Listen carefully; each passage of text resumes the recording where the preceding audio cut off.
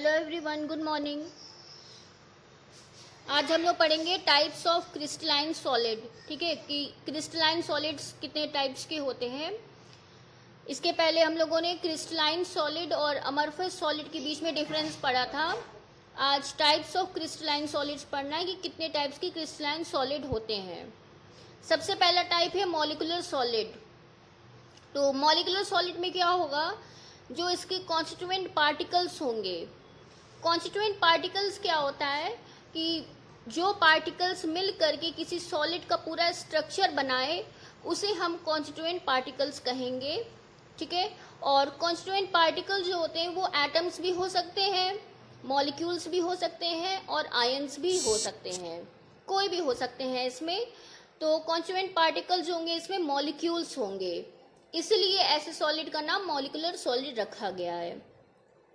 अब molecular solid देखिए 3 types के होते हैं।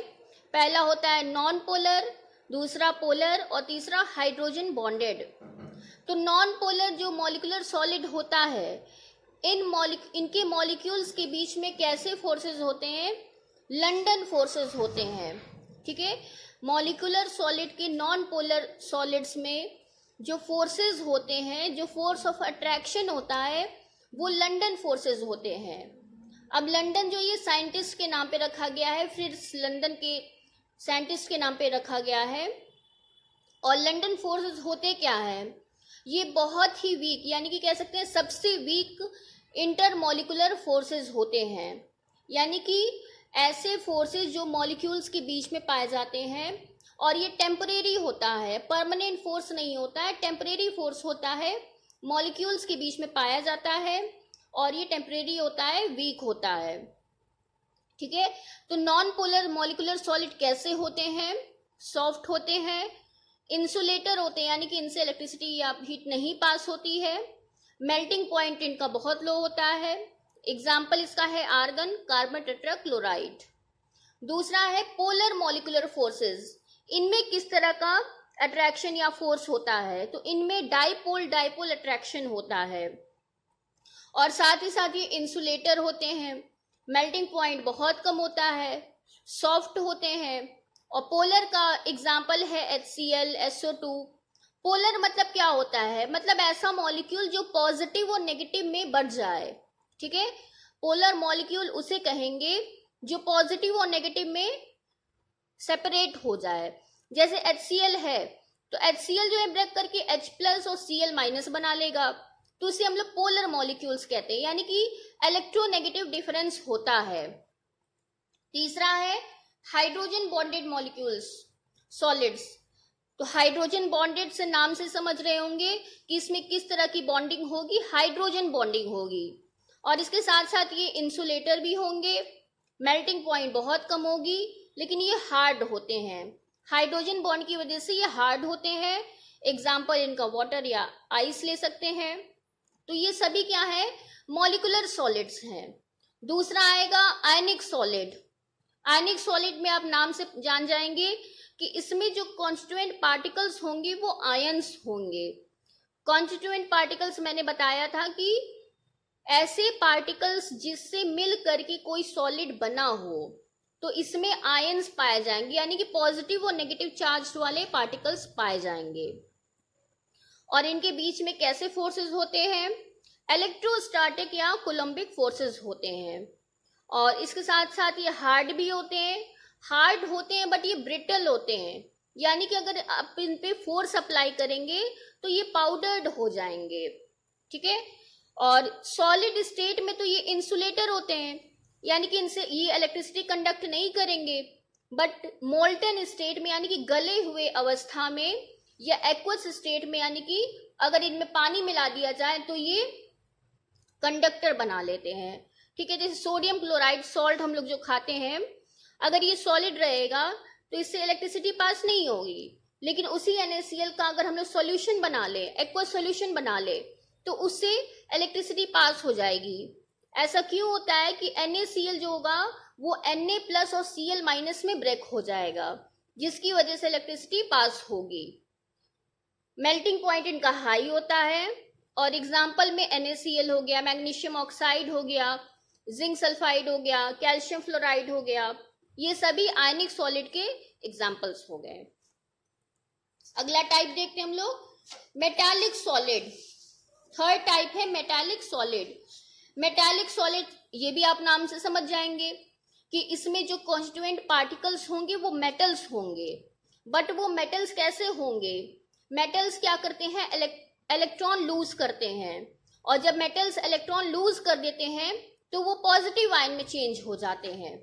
ठीक है, मेटल्स इलेक्ट्रॉन लूज करके पॉजिटिव आयन में चेंज हो जाते हैं। तो मेटालिक सॉलिड्स क्या होते हैं, जिसमें पॉजिटिव आयंस जो होते हैं फ्लोट करते हैं in the sea of electrons.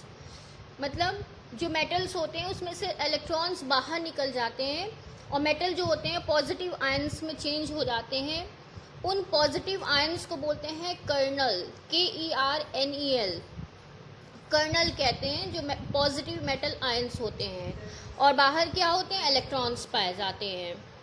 अब इसमें बॉन्डिंग किस तरह की होती है, मेटालिक बॉन्डिंग होगी, और ये हार्ड होते हैं लेकिन मैलिएबल और डक्टाइल होते हैं। मैलिएबल मतलब इनका हम लोग पतला शीट्स बना सकते हैं, और डक्टाइल मीन्स होता है कि इनके हम लोग वायर बना सकते हैं।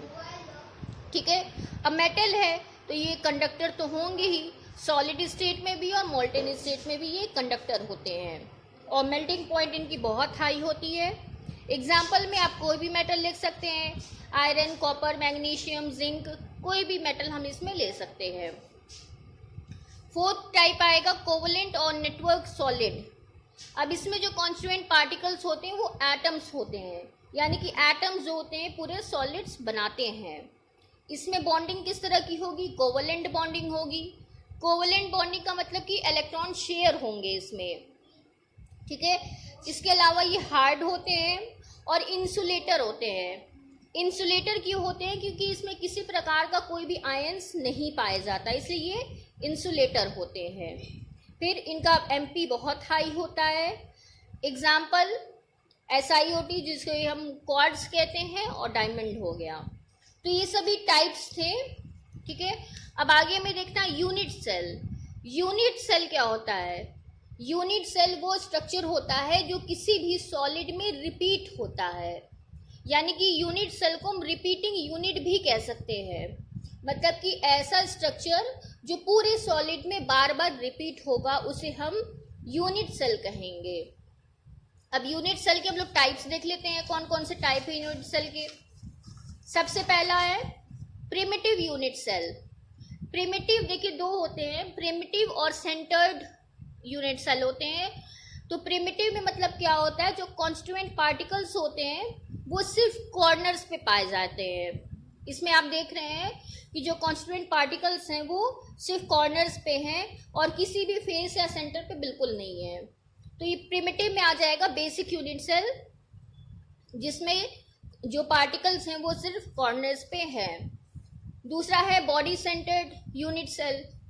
बॉडी सेंटर्ड में क्या होता है कि जो पार्टिकल्स होते हैं वो कॉर्नर्स पे तो होते ही हैं, साथ ही साथ क्या होता है, इस यूनिट सेल के सेंटर में भी होता है। यानी कि कॉर्नर्स के अलावा एक जो कॉन्स्टिट्यूएंट पार्टिकल होता है वो इस पूरे यूनिट सेल के बीचों बीच में सेंटर में पाया जाता है। इसे हम कहेंगे बॉडी सेंटर्ड यूनिट सेल। दूसरा आ जाएगा फेस सेंटर्ड। नाम से पता चल रहा होगा, फेस सेंटर्ड में क्या होता है, जो पार्टिकल्स होते हैं वो तो कॉर्नर्स पे रहते ही हैं, इसके अलावा जो 6 फेसेस होते हैं उन फेसेस के सेंटर पे भी पाया जाता है। जैसे देखिए 1 centre, 2 centre, 3rd centre, 4th centre और 5th and 6th उधर पीछे। तो कॉर्नर्स के अलावा हर एक फेस के सेंटर पे भी कॉन्स्टिट्यूएंट पार्टिकल पाया जाएगा। तो इस तरह की यूनिट सेल को कहेंगे face centred unit cell. And last आ जाएगा end centred unit cell. End centre में क्या होता है कि कॉन्स्टिट्यूएंट पार्टिकल्स कॉर्नर्स के अलावा किसी भी 2 अपोजिट फेस के सेंटर पे होंगे। जैसे मान लीजिए यहाँ पे एक कॉन्स्टिट्यूएंट पार्टिकल है तो इसका अपोजिट फेस ये हो गया। अगर मान लीजिए यही कॉन्स्टिट्यूएंट पार्टिकल यहाँ होता तो इसका अपोजिट फेस कौन सा होता, यहाँ पे होता। तो कॉर्नर्स के अलावा जो पार्टिकल्स होते हैं वो किसी भी दो अपोजिट फेस के सेंटर पे प्रेजेंट रहेंगे। तो ये था एंड सेंटर्ड यूनिट सेल। अब इसके बाद हम लोग आगे का टॉपिक अगले वीडियो में डिस्कस करेंगे। तब तक के लिए ख्याल रखिए।